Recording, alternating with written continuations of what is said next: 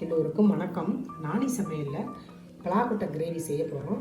அது செய்கிறதுக்கு ஒரு பெரிய பல்லாரி வெங்காயம் அரிஞ்சு வச்சுருக்கேன், ஒரு தக்காளி அரிஞ்சு வச்சுருக்கேன், 5-6 பூண்டு புளி நசுக்கி வச்சுருக்கேன், 2 பச்சை மிளகாய் கீரி வச்சுருக்கிறேன், 1/2 முடி தேங்காய், 5-6 முந்திரி, கொஞ்சம் கசகசா, தாளிக்கிறதுக்கு பட்டை வகைகள், கொத்தமல்லி, புதினா, கருவேப்பிலை.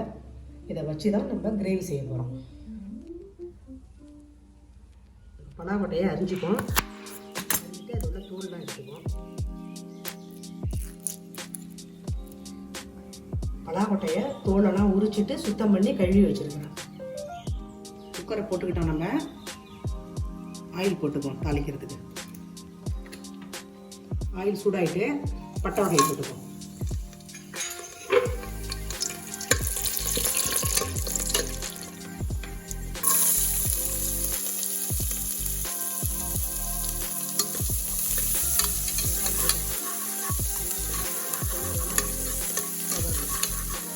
உங்கள்கிட்ட வீடியோவில் நான் சொல்லல, இஞ்சி பூண்டு விழுது போட்டுக்கிறேன்.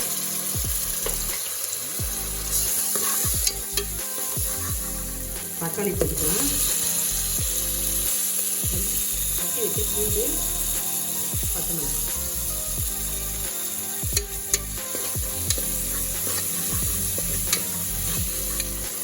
மஞ்சள் தூள், கரம் மசாலா,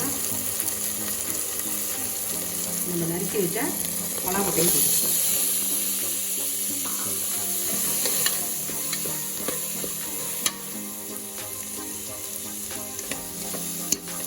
குழம்பு மிளகாய்த்தூள் 2 ஸ்பூன் போட்டுக்கிட்டோம்.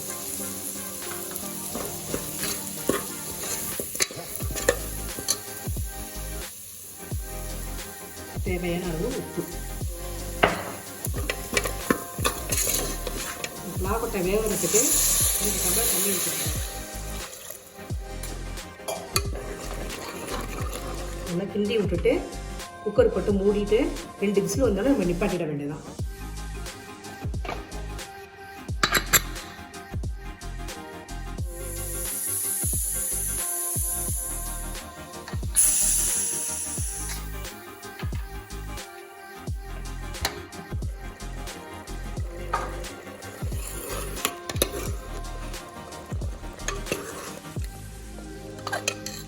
நமக்கு நல்லா பலாக்கொட்டை பஞ்சு மாரி வெந்துட்டு வருங்க.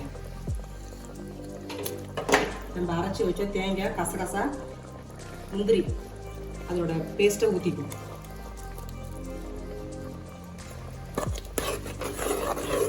நமக்கு கிரேவி ரெடி ஆகிட்டு கொத்தமல்லி, புதினா, கருவேப்பிலை போட்டுக்கும். கிரேவியை இறக்கிட வேண்டியதான். நம்ம பலாக்கொட்டை கிரேவிக்கு நான் சப்பாத்தி போடுறேன். சப்பாத்தி போட்டு சுட்டுக்கிட்டால் நல்லா இருக்கும்.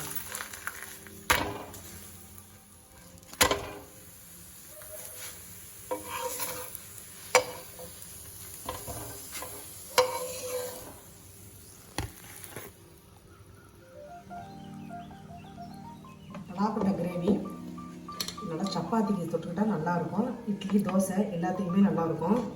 நான் இன்றைக்கி வந்து இந்த கிரேவிக்காக சப்பாத்தி செஞ்சுருக்கிறேன். அப்படி தான் இருக்கும்.